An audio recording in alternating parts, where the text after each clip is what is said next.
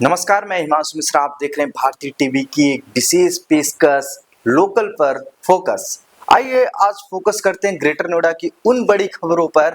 पहली खबर आपका दिल दहल जाएगा। देखिए, ग्रेटर नोएडा वेस्ट की झुग्गियों में आग लग गई। ग्रेटर नोएडा वेस्ट की झुग्गियों में शुक्रवार सुबह अचानक भयंकर आग लग गई। आग इतनी तेजी से फैली कि कुछ ही मिनटों में 50 से ज्यादा झुग्गियां जलकर राख हो गई। घटना से पूरे इलाके में अफरा तफरी मच गई। तुरंत दमकल विभाग को इसकी सूचना दी गई। मौके पर पहुंची दमकल विभाग की 6 गाड़ियों की मदद से आग पर काबू पा लिया गया। कोई जन हानि नहीं हुई। देखिए, झुग्गियों में आग इतनी भयंकर लगी कि आसमान में काले धुएं का गुब्बार छा गया। झुग्गियों से सिलेंडर फटने की आवाज आ रही थी, जिससे लोग डर रहे थे। आग लगने के बाद झुग्गियों में रहने वाले लोगों में हड़कंप मच गया। बच्चों से लेकर महिलाओं तक सभी सड़कों पर रोते बिलखते नजर आए। आग की लपटें इतनी ऊंची थी कि दूर दूर तक धुआं दिखाई दे रहा था। अभी आग लगने के सटीक कारणों की पुष्टि नहीं हो सकी है। अब हम फोकस करते हैं नोएडा की सड़कों की। देखिए, औद्योगिक विकास की रफ्तार को गति देने के लिए ग्रेटर नोएडा प्राधिकरण ने इकोटेक 10 और इकोटेक 11 सेक्टरों के बीच आवागमन को सुगम बनाने का बड़ा कदम उठाया है। दोनों सेक्टरों को जोड़ने वाली 60 मीटर चौड़ी मुख्य सड़क को अब 4 लेन से बढ़ाकर 6 लेन कर दिया गया है। यह महत्वपूर्ण सड़क दिल्ली मुंबई इंडस्ट्रियल कॉरिडोर परियोजना के तहत विकसित की जा रही है, जिससे क्षेत्रीय कनेक्टिविटी में क्रांतिकारी सुधार आने की उम्मीद है। प्राधिकरण के अधिकारियों के अनुसार औद्योगिक क्षेत्र में प्रतिदिन हजारों भारी और हल्के वाहनों का आवागमन होता है। भविष्य में जाम की समस्या से बचाव के लिए सर्विस रोड का भी निर्माण तेजी से चल रहा है।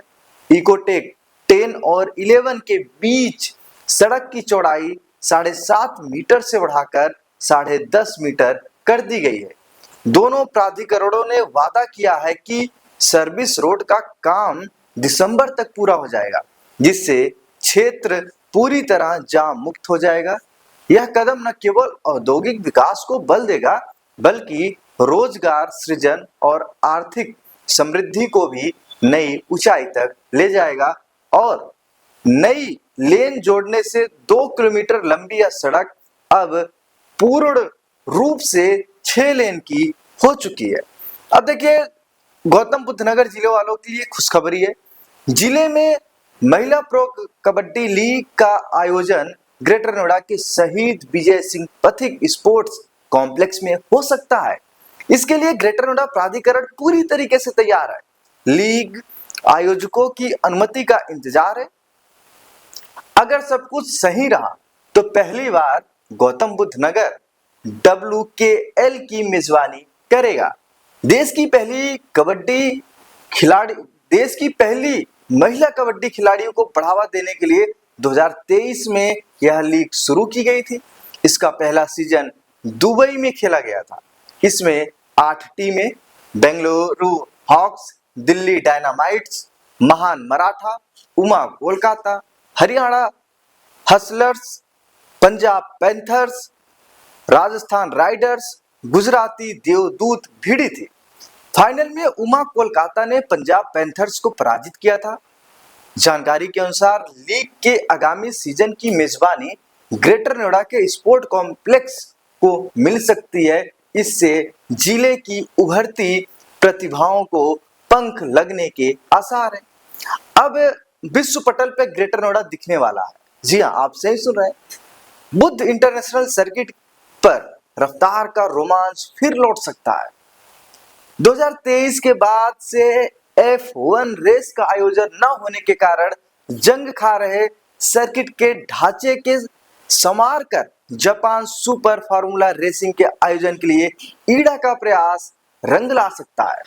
पहली बार जापान फार्मूला 1 रेसिंग के आयोजन की संभावनाएं तलाशने के लिए जापान रेस प्रमोशन कॉर्पोरेशन के प्रतिनिधि मंडल ने बृहस्पतिवार को ईडा सीईओ राकेश कुमार सिंह के साथ बैठक की। प्रतिनिधि मंडल ने फार्मूला 1 सर्किट जाकर निरीक्षण किया और रेसिंग के लिए मौजूदा ढांचे सुविधाओं की जानकारी एकत्रित की। F1 के प्रशंसक दुनिया भर में, भारत में भी है। दुनिया के चुनिंदा देशों में होने वाली F1 रेस जब 2011 में पहली बार भारत में बुद्ध इंटरनेशनल सर्किट पर आयोजित की गई थी, तो आम से लेकर खास लोग रफ्तार का रोमांच देखने के लिए खींचे चले आए थे। उत्तर प्रदेश अंतर्राष्ट्रीय खेल के आयोजन को लेकर दुनिया के नक्शे में छा गया था। राजनीतिक हस्तियों से लेकर अभिनेता, उद्योगपति, कारोबारियों से लेकर खेलों के दीवाने F1 के आयोजन के गवाह बने थे। 2013 तक फार्मूला 1 सर्किट पर रफ्तार का रोमांच कायम रहा, लेकिन विभिन्न कारणों से इसके बाद सर्किट पर रेसिंग कारों का शोर ऐसा थमा कि इस शांति को तोड़ने में 10 वर्षों से ज्यादा का समय लग गया। लेकिन फार्मूला 1 की वापसी फिर भी नहीं हुई है, लेकिन सरकार और खेल प्रबंध से जुड़े हुए लोग इसकी तैयारी कर रहे हैं। अब हम फोकस करते हैं स्वास्थ्य से जुड़ी खबरों पर और नोएडा और ग्रेटर नोएडा के अस्पतालों से जुड़ी खबरों पर हम फोकस करते हैं। आपको ये खबर देखनी चाहिए। देखिए, नोएडा के अस्पताल में इलाज कराने गए बुजुर्ग की तीसरी मंजिल से गिरकर मौत हो गई और 26 घंटे बाद 20 मिनट में शव मिला। देखिए, नोएडा के एक अस्पताल में इलाज कराने गए एक बुजुर्ग की संदिग्ध परिस्थितियों में मौत हो गई। वह अस्पताल की तीसरे मंजिल से गिर गए और 26 घंटे बाद उनका शव 20 मिनट में मिला। पुलिस मामले की जांच कर रही है और यह पता लगाने की कोशिश कर रही है कि क्या यह दुर्घटना थी या आत्महत्या। अस्पताल प्रशासन ने दुख व्यक्त किया। जेवर कस्बे के भटपुरा मोहल्ला निवासी शकील ने पुलिस को शिकायत में बताया कि दनकौर क्षेत्र स्थित निम्स अस्पताल द्वारा 31 अक्टूबर को जेवर कस्बे में स्वास्थ्य कैंप लगाया गया था। उनके पिता शहीद के पेट में हल्का दर्द था। डॉक्टरों द्वारा उन्हें अस्पताल में भर्ती कराने की सलाह दी गई। इसके बाद उसी दिन अस्पताल में भर्ती कराया गया। मंगलवार दोपहर वह अस्पताल से अचानक लापता हो गए। पीड़ित स्वजन उनका खाना लेकर अस्पताल पहुंचे तो वह बेड पर ही नहीं थे। इसके बाद उन्हें सभी संभावित स्थानों पर तलाश किया गया, लेकिन कोई सुराग नहीं मिला, वो मिले ही नहीं। बुधवार को दनकौर कोतवाली में उनकी गुमशुदगी दर्ज कराई गई। पुलिस द्वारा अस्पताल में लगे सीसीटीवी कैमरों की फुटेज खंगाली गई, लेकिन कोई सुराग हाथ नहीं लग सका। बृहस्पतिवार को पीड़ित स्वजन और पुलिस ने अस्पताल के अंदर ही लापता बुजुर्ग की तलाश शुरू की। बुजुर्ग का जो शव है वो अस्पताल के बेसमेंट में पड़ा हुआ पाया गया, जिसके चलते पीड़ित स्वजन में चीख पुकार मच गई। अब हम फोकस करते हैं एक ऐसी खबर पर जो हमारे देश में एक चर्चा का विषय बना हुआ है। देश के लोकसभा में विपक्ष के नेता राहुल गांधी लगातार इस मुद्दे पर देश की वर्तमान सरकार, एनडीए की सरकार, नरेंद्र मोदी की सरकार पर वोट चोरी का आरोप लगा रहे थे और उसी वोट चोरी का आरोप को लेकर पूरे देश में एसआईआर हो रहा है। देखिए, यूपी के नोएडा में चुनाव से जुड़े अत्यंत महत्वपूर्ण कार्यों में कर्मचारियों की तरफ से लगातार गंभीर अवहेलना की जा रही है। एक दिन पहले ही डीएम मेधा रूपम ने 143 कर्मचारियों के खिलाफ मुकदमा दर्ज करने के सख्त आदेश दिए थे। इसके बावजूद कर्मचारियों के लापरवाह रवैये में कोई सुधार नहीं हुआ। काम के प्रति उनकी उदासीनता के साथ साथ समीक्षा बैठक में उनकी उपस्थिति नहीं रही। इस पर डीएम ने गहरा असंतोष व्यक्त किया और 120 कर्मचारियों के खिलाफ विभागीय कार्यवाही करने के आदेश दिए।